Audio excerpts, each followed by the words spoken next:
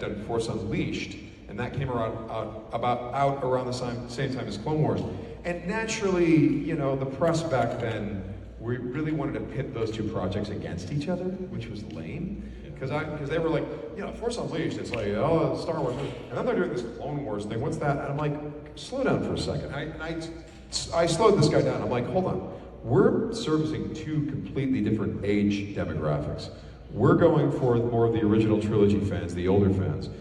Clone Wars is going for the younger fans. It's an on-ramp.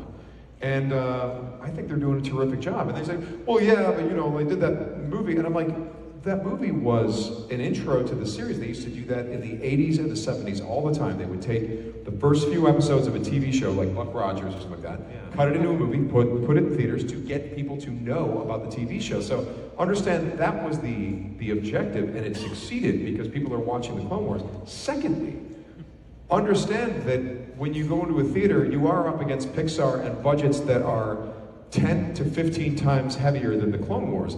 So understand, for what they're doing on a television budget, have we ever seen anything like that before? No. We've never seen anything like that before on a television schedule and budget, and that is where it needs to be judged. So I'm all for the Clone Wars. But anyway, all's to say, without Clone Wars, without George making that leap forward into animation and saying, we're going to create beautiful animation for television.